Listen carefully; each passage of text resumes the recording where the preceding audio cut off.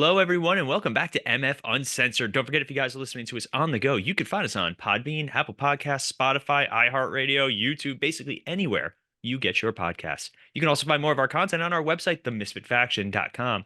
There you find links not only this show, but some of our other shows like the Multiverse Fancast and Cinematic Adventures. As always, I'm one of your hosts, Paul, with me via the Zoom studio. I'm super excited to talk to this gentleman because, and I'm going to say it now, in his media kit, he made a Terminator reference. So immediately I was like, got to get this guy on. And that is Mr. Duncan Brown. Duncan, how are you today? I'm good, thank you. I'm good. Yeah. I have others. I mean, we can do James Bond or Star Wars, whatever you like. We'd be here for days then. You don't know who you're messing with in this regards. Like, you're not ready for my nerdum. No, probably not, but we'll have some fun. So I don't mind being here for days. Be cool. Well, I appreciate that. You're already doing better than my wife, who gets sick of me after 15 minutes, especially early in the morning. I am a handful and a half before she's had her coffee. But before we really get into it, Duncan, why don't you tell our listeners a little bit about yourself first? Yeah. So my name's Duncan Brown. I live in Oxford. I have a wife who also occasionally gets bored with me, possibly more often than not. Anyway, I also have a daughter who never gets bored with me and never gets boring. And I guess a lot of people think that what I do is I help them to go beyond alcohol, but I don't really help people to stop drinking. I think what I do is I help people to start living. Mm. See, I like that because a lot of people equate drinking, substances, whatever it is, to living that right lifestyle. Like, I get it. So I am not the biggest drinker myself, and that's just a personal thing. It's more of a health and fitness thing. When I get stressed, unfortunately, that is one of the few things that I start to go to right away. But for our listeners, though, you had a real struggle with it though at first. Yeah, sure. I mean, I started drinking sort of like early teens, and it was very social to start off with, and I thought it was something that helped me to fit in, because I think that was really where I was with a kid when I was a kid. Just the world didn't seem to be for people like me. There didn't seem to be a place. My rather unique skill set seemed undervalued by the teaching profession. So yeah, I mean, I struggled with all of that, and when I discovered alcohol, I was just like, whoa, this is amazing. It was like Christmas.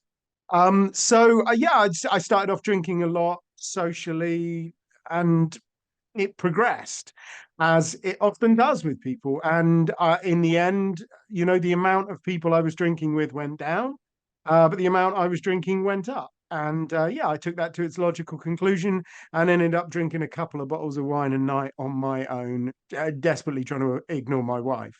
Oh God, it's like I can't imagine. Like I've gotten to certain points where like I used to same thing. I drank socially. That was it. Like I was never somebody I'm going to go home, open up a beer, and then hang out at home. Like it was either we're going out drinking. It was never I'm just drinking. And then throughout your 20s, that becomes the norm. Like every weekend, that's what we did. Like I remember one time my friends and I had a conversation. We're like, what did we used to do before we would just go out to the bar on weekends? And we couldn't really think of what we used to do. But, and then as you get older, as you progress and all these things, like suddenly you're coming home, you're pouring a glass of wine or you're socializing with your spouse, whatever it is. And then things like the pandemic happens where everybody was drinking all the time. Like my wife was working from home at the time and I'd come home and she'd have like a glass of wine. I'm like, it's 3 in the afternoon. She's like, I was bored. Like I had nothing else to do. I was like, write a book, do something. It. But Yeah. obviously a lot of people struggled with it. Now, how did you find yourself kicking all the alcohol? So, I mean, I went through a process, and that's one of the things that I always like to stress. You hear these stories where people go, "Oh, staring in the mirror, 4 a.m., and I had this blinding realization." The only realization I've had staring in the mirror at 4 a.m. is that you don't achieve anything by staring in the mirror at 4 a.m. You just got to actually get on and do something, man. Right, right. So yeah, I did. I got on and did something, and I stopped smoking. I stopped drinking, and I sorted out my diet. And I didn't do that in a weekend. I did that over the course of 3 or 4 years. And you know what? I just feel a whole lot better for it. And it's funny you say, like, well, if you're bored, write a book. I mean, when I stopped drinking, I just I had all of this time and I had all of this energy and I had all of this focus. So yeah, I wrote a book. For the record, I did not intentionally tee up for that one, but I will take credit for teeing you up for that one. So obviously, yes, you wrote a book. Tell us a little bit about the book, how that started, and like what was your like your story with it. Oh yeah, well, so I've been sober for quite a while, 8.5 years now. So the first book I wrote was rubbish. So let's not talk about that one. It was about local government. It's very, very niche. You know, if you happen to be doing a specific job in British local government, then you'd love it. Best But book ever. Yeah. yeah, but that describes almost none of your listeners. So the most recent one I wrote was called Real Men Quit, which is just helping men to quit through the medium of Terminator references. Love it. That see, I can get behind that. Now, for you though, like obviously you went to sit down and write this book. Did you and is it all about just quitting alcohol or is it quitting different facets of things that are bad for you? Yeah, so um the one I wrote before, Get Overindulgence, that's much more kind of like looking at the whole process because there's an awful lot of similarities. If you want to remove alcohol from your life, if you want to remove junk food, if you want to remove cigarettes, it's essentially the same process. You know, there are little variations for each thing, but in essence, you can apply the same process. But I wanted to write something specifically for men, specifically about alcohol, because you know, we drink. You Oh yeah. know, according to the World Health Organization, if you put four drinks on the bar, three of them are going to get drunk by men, and one of them is going to get drunk by a woman. So we're out drinking the women like colossally. But if you actually look at recovery circles, they are now becoming more and more dominated by women. So men are more likely to have a problem, but less likely to ask for help. And you know, alcohol causes a huge amount of misery, not just to men, but in general. And I don't think we're particularly well served as a group, male drinkers, probably because we're just too busy talking about sport and not really doing anything about it. So yeah, this is my attempt to change that. Now, do you think that, especially with men, that there is a stigma about asking for help or recognizing problems? Like mental health in men is a topic that's really, it was never addressed. And now I think it's starting to come a little bit more into the light. What are your thoughts on it? Oh, absolutely, absolutely. I mean, I think, you know, there's a couple of very damaging misconceptions. Well, they're not misconceptions, they're illusions of truth. They're like, which is the nice way of saying they're just lies that society is trying to make you believe, isn't it? But one of them is that, you know, men have to be strong, and to be strong they have to drink a load of alcohol, because I mean, what better way to prove that you're a tough guy than pour a load of poison down your throat? You know, if you can cope with that, you must be tough. Um, and you can then couple that with the idea that, you know, if you want to be tough, you don't ask for help. You get on and you do it and you sort it out yourself and you just man up. And you add both of these things together, that if you want to be tough, don't ask for help, drink a lot of alcohol. That is a recipe for disaster. That is why, on average, men are in prison more often. That's why, on average, men are involved in crime more often. That's why, on average, men, you know, commit suicide more often. Yeah, that's a totally other subject that like nobody talks about. Like, men tend to get so far past the point of help where they're either like sleepwalking through life or they take more extreme measures or they just end up hurting everybody around them, especially themselves. But I love the idea that like you obviously seem to be a little bit more aware of it just from your own personal standpoints, but also like the world is changing and more acceptance and more understanding towards men and their mental health issues. Yeah, yeah. I mean, look, you know, I'm going to call us out as a sex. You know, I don't think we have done anywhere near enough to address the problems of men over the last 120 years. You know, if you look at the difference between the experience of being a woman 120 years ago and the experience of being a woman today, there is a massive amount of difference. And if you want to be like really, really cheeky about it, you could say the difference between being a man 120 years ago and being a man now is that we don't wear hats. Now that's actually really fair. Yep, that's pretty funny. I think we have, a lot has happened, and things have changed, and things are changing. But I think we need to acknowledge that, for too long we have not spoken up about issues that affect men around suicide, imprisonment, alcohol, mental health. So much of that, it just remains unaddressed because men just don't organize in the way that women have.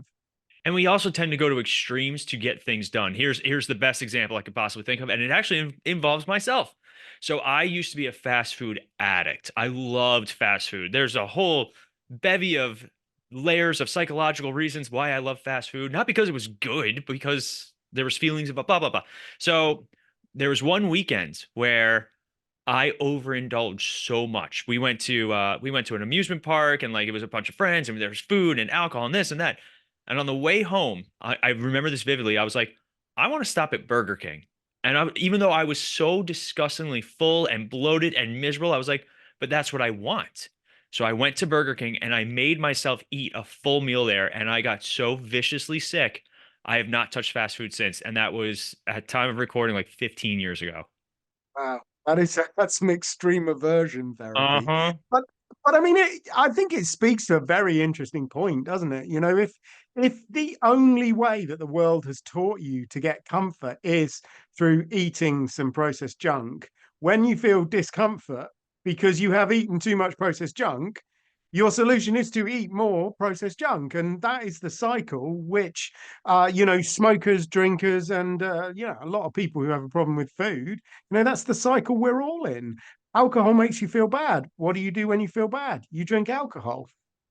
And it just goes around and around. Everybody the next day always says, "Oh, I should have drank too much last night." Well, you could have not drank at all.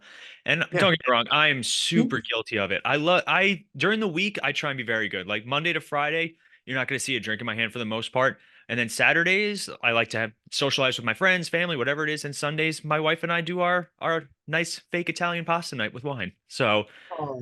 but like there was a point, and I'll be the first one to admit it, where, and I'm a very healthy person. I love working out. I love eating right. Like my diet and my exercise are always on point. But because I was drinking so much, and I was drinking some pretty cheap stuff, like I was not going and buying like a $200 bottle of wine. I was like, I'm gonna get your most $14 bottle of wine, please. And it's filled with sulfates and preservatives and this and that. And it just made me bloated and gain weight, even though I was eating and exercising right. It was wild. Yeah, the $200 stuff is still full of ethanol, which is the dangerous stuff. I mean, it's like honestly, the expensive stuff is no better for you. There's been quite a lot of research done into quality quality alcohol. Is it any better for you? No, not at all, because it's all got poison in it.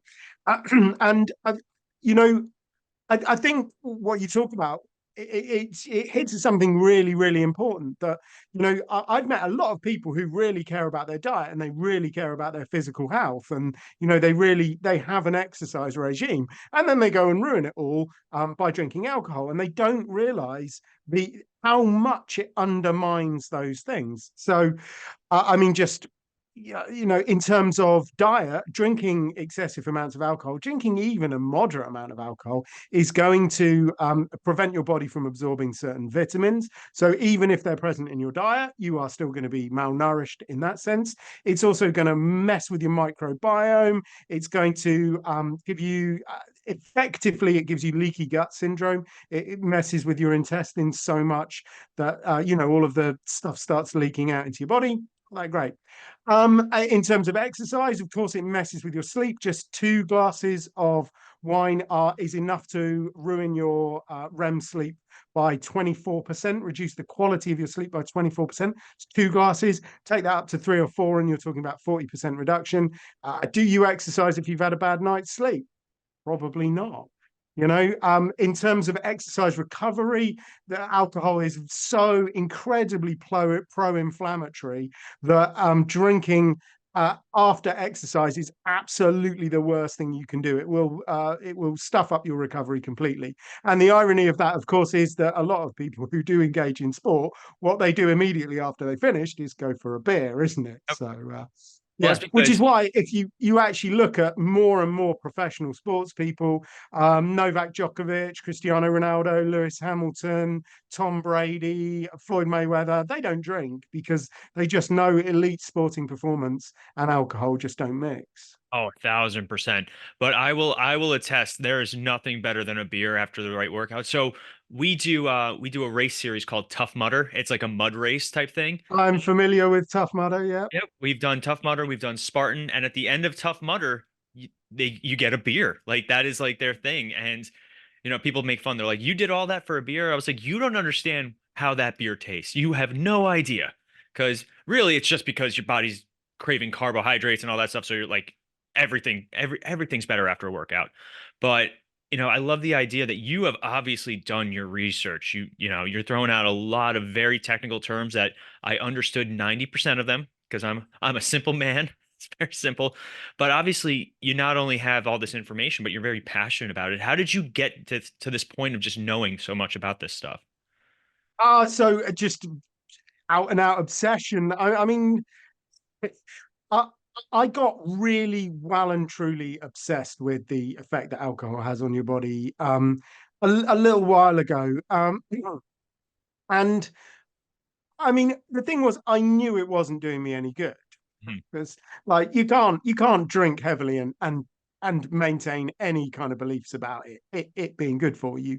But since I've stopped drinking and since I've started to really try and understand it and try and understand the effects it has on your body,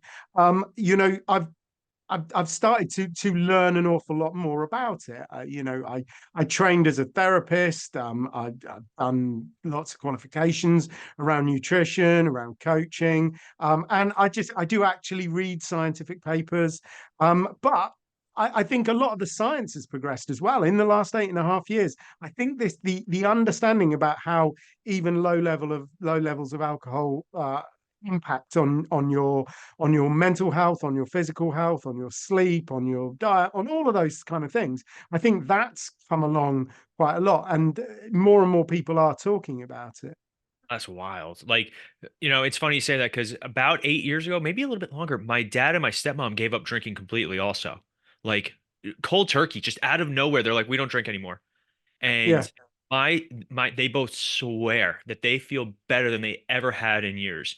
And they were so committed to this new lifestyle. We went to Italy 2 years ago, and you're going to Italy. Like I want to drink in Italy. Like I want a glass of wine, and some pasta in Italy. They didn't touch a single drop of alcohol while they were there. No limoncello, no wine, no nothing. I was Yeah. super impressed. Do you ever struggle with being in social situations where everybody else is drinking? No, I mean, so the method that I use to stop drinking and the method that I use when I work with people, you could kind of call it cognitive realignment if you wanted to sound really sciencey. But basically, what we do is we take the beliefs that you have around drinking. I typically they're going to revolve around things like I believe that alcohol helps me deal with stress. I believe alcohol helps me to socialize. I believe it helps me to meet people. I could go on. There are plenty. Everybody's got their own kind of like little take on all of those things, but everybody's got a lot of beliefs about alcohol, and what you believe about alcohol dictates the amount that you drink of it. So we kind of get to grips with those beliefs. We ask whether they're true. We ask whether they're helping you become who you want to be, whether they're moving you forward. And then once we've realized that they don't necessarily serve you, then we get rid of them and we kind of think about some other things that we could believe about alcohol, like it is a known carcinogen. And once you've replaced all of those beliefs, what I find is the action bit. It just generally tends to follow because if you don't desire something, you don't get tempted by it. If you don't want to drink alcohol, then it's not really hard work not to drink it. And I have not, honestly, there has not been a single moment in the last 8.5 years when I've really wanted to drink alcohol. So it hasn't been hard work to not drink it. I mean, sure, the guys take the mick out of me every now and again. They have a laugh, but like they're as likely to call me a wimp for not drinking as they are to casually inform me they're sleeping with my wife. But that's just blokes, isn't it? That's what we do. I see that's the fun thing because that is what men do. We love giving each other a hard time. It was a testament when I started my current job. They said if one of the things that my the guy who was training me said was if they're not making fun of you, they don't like you. And I'm like, wait, what? And I had to learn that if they were not giving you a hard time, that you weren't liked. And I was like, man, nobody's giving me a hard time. Nobody likes me.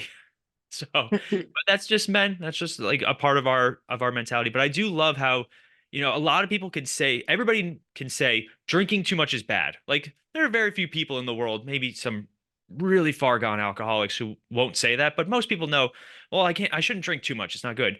But there are a few people that can actually start taking those layers back and looking back and being like, well, why do you drink? And why, like, if this is your stress relief or what? So I like the idea that you kind of attack it in a multi-level system. Now, for you though, did it like take time to build your program, how you work with people and how you talk about these things?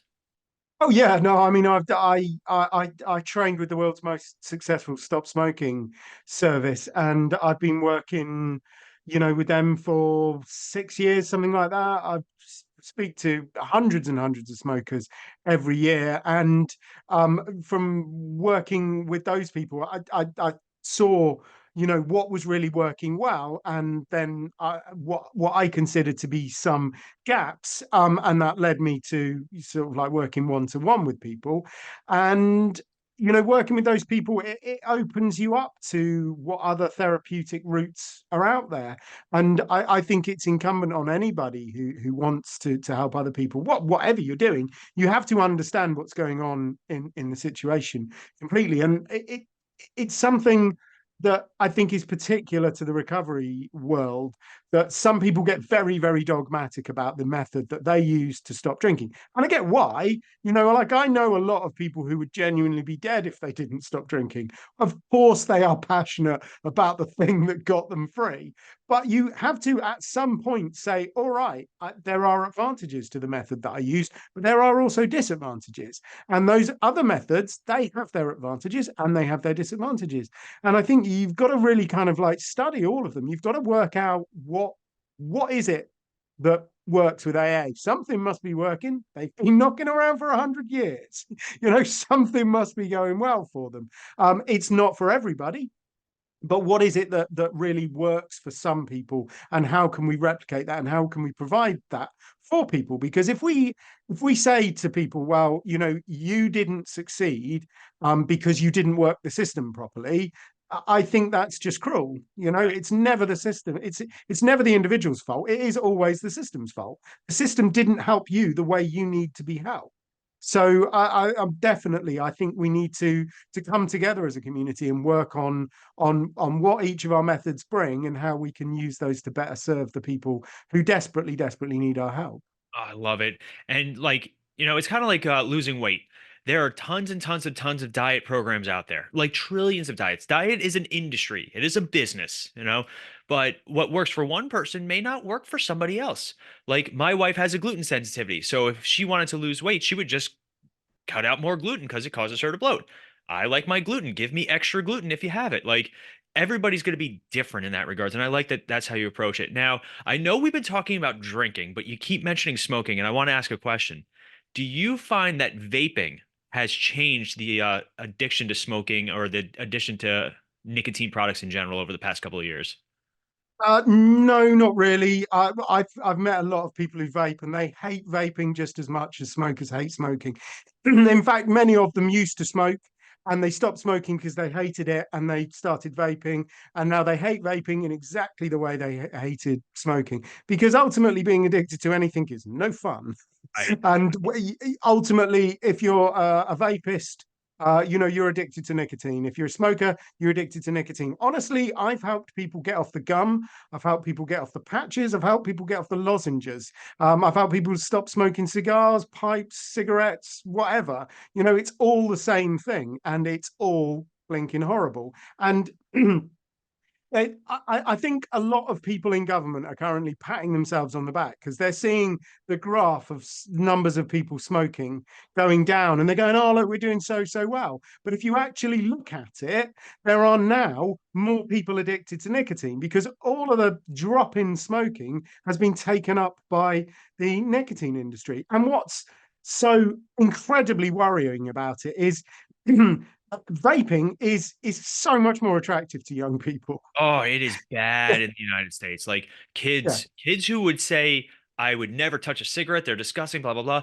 The like the vaping epidemic. I work with kids. I work in a school setting, and kids are constantly vaping. And like it's not like bad kids or kids that cause trouble. It's just kids in general because it's so easy, it's quick, it's accessible, and now it's so much cheaper. They marketed it towards children with all the fun flavors, et cetera, et cetera. But nicotine, alcohol, all these are businesses at the end of the day, and they're designed to attract customers. yeah, absolutely.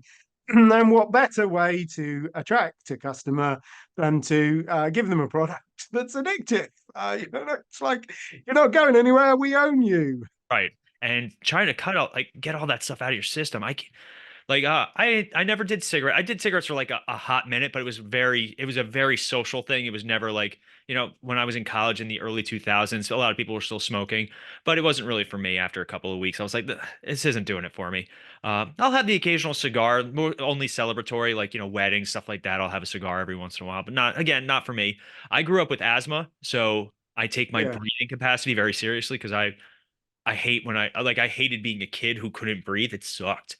But like nowadays, it's just everybody's vaping is just such a wild thing. And then drinking and both it's so hard to keep track of. But then again, it's all these companies that are like, here are the colors that attract people's eyes more. Here are the brand names that, pop out. It's wild the way that they yeah, I know create. what.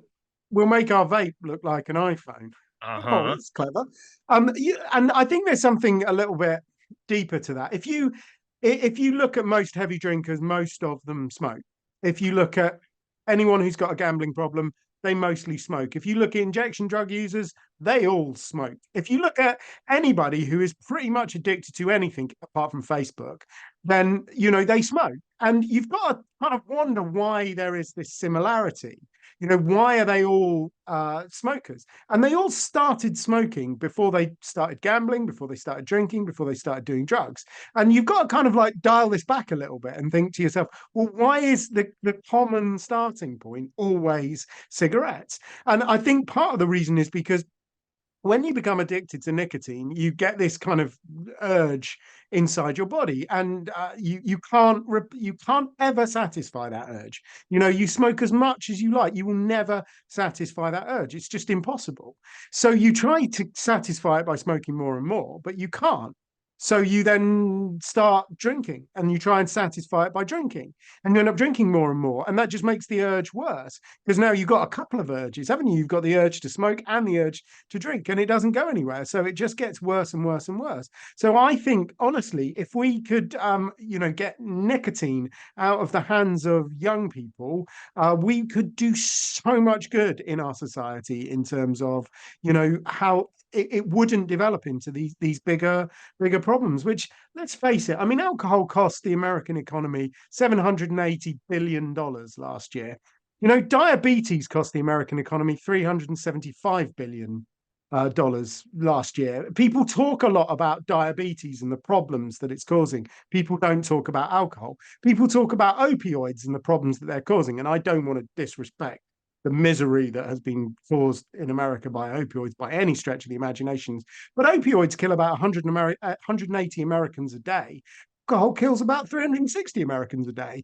No one's talking about the alcohol epidemic, but we should, because it has such a massive impact on our society. And, we could do something about it.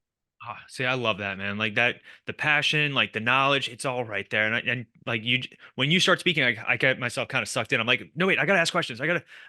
So I do have a question then. All right, how Cool. can how can Luke Skywalker help me stay sober?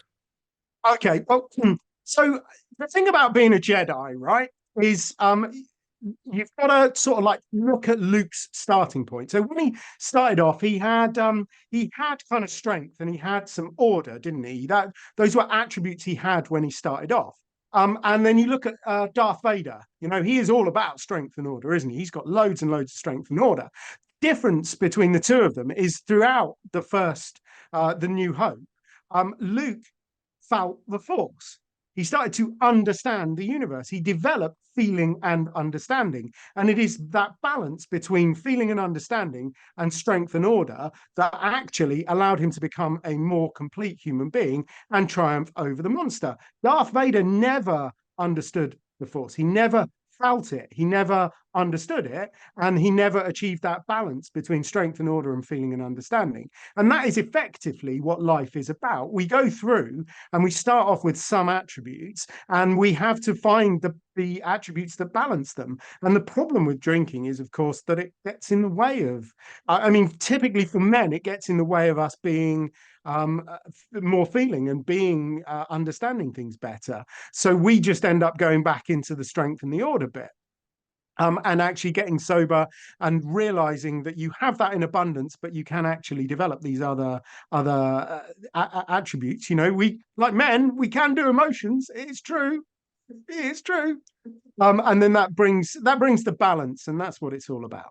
Oh, see, I love that. Now, we did mention the Terminator reference too. Why is half of my brain like John Connor and the other half Terminator? Now, I'm going to preface this by saying Terminator series is one of my favorite movie franchises of all time, and John Connor is one of my favorite movie concepts, not movie characters, movie concepts.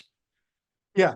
So if you think about your brain as having two distinct parts to it, psychologists would call it system one and system two. System one is the automatic bit that does stuff without you really being aware of it. So if you want to check your mirrors when you're overtaking you in your car, or if you want to put your watch on, you don't have to think about it. You can just do it, can't you?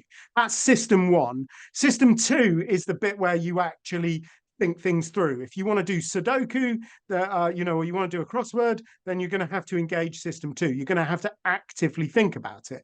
So if you tried to put your watch on your left hand, then you would actually, no, you always put it on your left hand anyway. You don't put it on the other hand. If you try to put it on the one you don't normally put it on, you'd have to think it through. So you'd be involving a different part of your brain. But I always thought that the idea of system one and system two is just too damn confusing. So let's think about the automatic bit as the Terminator, and then the bit which actually requires thinking, that's the human being. It's got to be John Connor, hasn't it? And in terms of stopping drinking, and in terms of like really harnessing life, I think what you've got to do is you've got to go from Terminator, the Terminator, as you're a nerd, you'll pull me up on it, right? You've got to go from the Terminator to Terminator 2, from a ruthless killing machine that's trying to destroy you into your ally, because it can protect you. You've got to build in these automated routines that, rather than say, drink the wine, drink the beer, the automated routines say, let's go to the gym, let's have a salad, you know? So it's about acknowledging that you've got that part of you that does run on automate, and reprogramming it and giving it better instructions. I love it, man. That's awesome. And I think it's also, as a nerd, as somebody who loves all that stuff, I had a hard time in school too.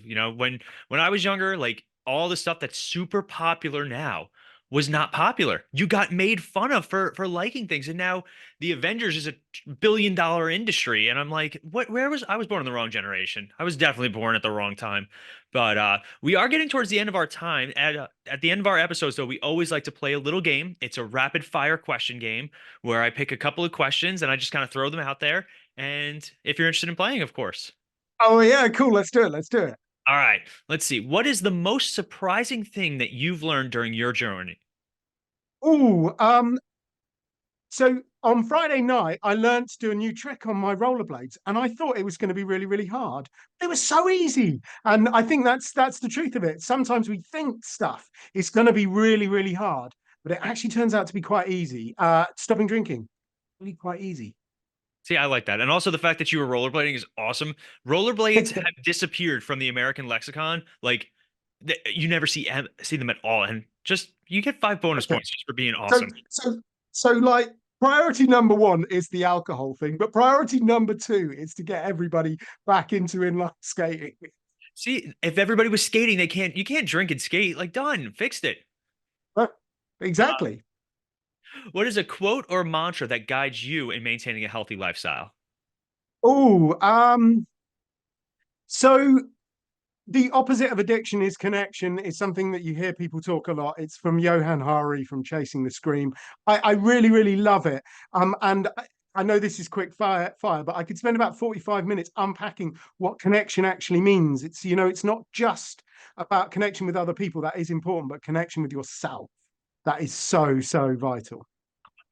What is one piece of advice for those starting their journey to overcoming overindulgence? Just start. That's like, honestly, just put one foot in front of the other. Do something, do anything, get in touch with me, go to AA, Smart Recovery, Google it, go on Facebook, join a group for sobriety, go on Instagram, follow some people, just do something, do anything, but recognize that taking that first step is so, so important. And if you have begun, then you are going in the right direction. Just got to keep going. That's all. I love it. All right, last one. What is a memorable moment from your time as the mayor of your hometown? Oh, so we do this thing called bun throwing. Like, this is properly weird. You're just gonna confirm everything you believe about Britain. So we have this like huge building in the center of town, very old, looks a little bit like St. Paul's Cathedral. And we throw buns off the top of it to celebrate royal events. So when we had that new king, when we crowned him, well, that was what we did in town. We threw buns from the top of Old County Hall so people could catch them. I think it's a way of like demonstrating how generous the true rich worthy people in the town are. Oh, And Yeah, when I was mayor, I got to throw the first bun. It was awesome. that's so cool. I love it. All right, so we are getting towards the end of our time, and we're ending an episode with bun throwing is probably my highlight for the week. But for anybody who's interested in learning more about you or getting in touch with you, how are some ways that they can find you? So if you can spell Basker and Brown, I'm really easy to find, but you can't. So if you put getover.uk into the internet, that'll take you to a bit of my website. You can download a free copy of Get Over Indulgence, which was my book before my last book. The PDF, Kindle, audiobook. If you can handle me doing silly voices, then you can listen to the audiobook. That's getover.uk. But if you just put Real Men Quit into Google, you should come up with my latest book, which has Terminator references, Star Wars references. We didn't do James Bond, loads of sports, loads of really, really bad jokes Oh, see, as all well. of with the exception of sports, you had me. Like all of those things, those are my things. My friends love to make fun of me because I'm not a big sports guy. And yeah, my motto is go sports. That's whatever game I'm at is go sports. That's it. But Duncan, It's thank you only so one chapter. You'll enjoy the Oh, rest. thank Don't God. worry. All right, now I got to pick it up. Now you did this to me. But Duncan, thank you so much for joining us. This was fantastic, and I hope any of our listeners or watchers, if you guys are having trouble with alcohol, anything like that, I hope that this kind of spoke to you. And there's help out there, there's people out there, there's resources. So make sure you guys take care of yourselves so you can take care of others. But I think that's gonna wrap us up, Duncan. Thank you so much. It's my pleasure. Thank you.